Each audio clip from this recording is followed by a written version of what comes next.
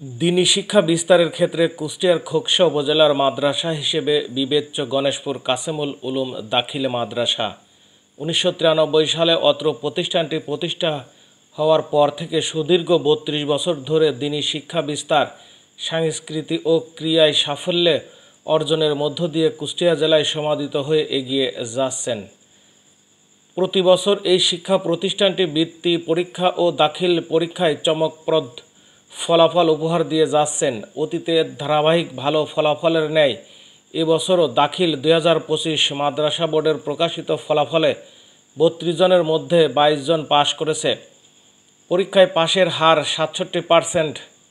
গেল বছরের ন্যায় এবারও দাখিল পরীক্ষায় উপজেলা পর্যায়ে অসাধারণ ফলাফলের স্বাক্ষর রেখে দ্বিতীয় স্থান ধরে রেখেছেন মাদ্রাসাটি।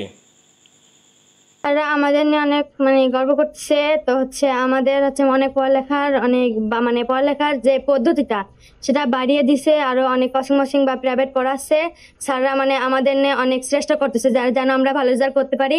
25 থেকে 26 সালের রেজাল্টের জন্য অনেক ভালো হয়, সবার জন্য A+ পাইতে পারি। এর জন্য অনেক পড়াশোনা অনেক চেষ্টা করতেছে, পড়াশোনা চালিয়ে যাচ্ছে।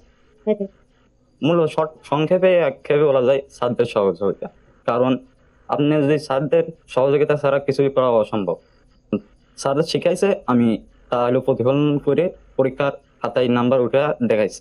এটাই আগের বছর ছেলেপেলে নিয়মিত করে নাই, স্যারদের এরকম অবাধ্য হয়েছে, সেই কারণে অবস্থা খারাপ। কিন্তু এবারকার পাশের হার বেশি আছে।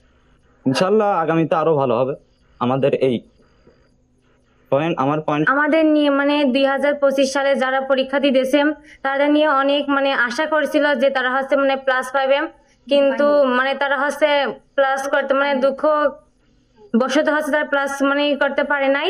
সে কারণে 2026 সালে ব্যাচ নিয়ে অনেক আগ্রহ রয়েছে যে 2026 সালে ব্যাচ প্লাস পাবে।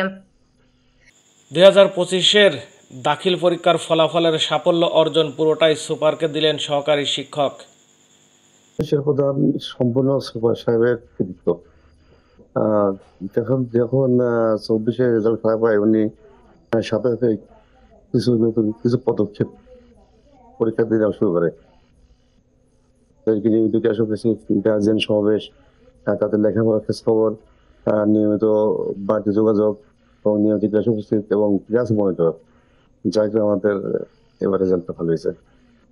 এদিকে চমকপ্রদ ফলাফলের দোয়া ও শুভেচ্ছা জানিয়েছেন অভিভাবকেরা। বছরে ছেলেমেয়েদের প্রশিক্ষণ নেওয়া ছিল, কিন্তু ছেলেমেয়েরা শুনেছিল না, কোচিং চালানো ছিল, সে কোচিংটা করছিল না ছেলেমেয়েরা, সেই জন্য বাধ্যতামূলক তার রেজাল্ট খারাপ পেয়েছিল। এখন সব ছেলে যে রেজাল্টটা এটা কোচিং চালানো হয়েছে, আমাদের স্যাররা অনেক চেষ্টা করেছে, সেই রেজাল্টটা খুব সুন্দর হয়েছে। এখন আগামীতে আবার পরীক্ষাতে দিয়ে আবারও কোচিং খোলার একটা করেছে, এটা কোচিং করবে।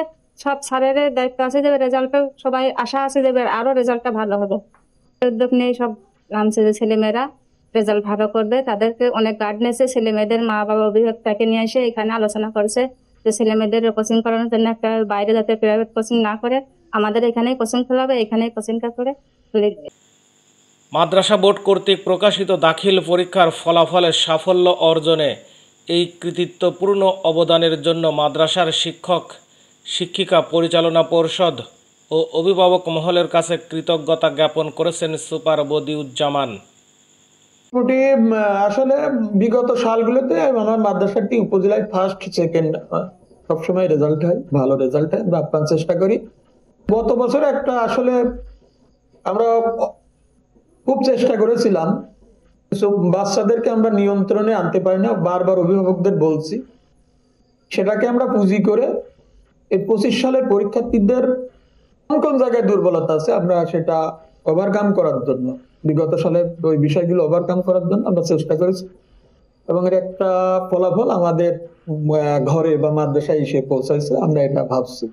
এবং পরবর্তী স্টেপে আমরা বারবার রেজাল্টের পরে যারা দশম শ্রেণীতে এবার আছে অভিভাবকদের সাথে অলওয়েজ কথা বলতেছি, আমরা যোগাযোগ করছি। গতকালও আমরা অভিভাবকদের সাথে কথা বলছি, ব্যক্তিগত কন্ট্যাক্ট করতেছি, আমরা চেষ্টা করতেছি ইনশাল্লাহ 2026 সালে 25 সালের চাইতেও আরো সুন্দর রেজাল্ট হবে এবং কাঙ্ক্ষিত আমাদের সেই পূর্বের অবস্থায় আমরা আবার ফিরে যাবো ইনশাল্লাহ, এটা আশা করছি।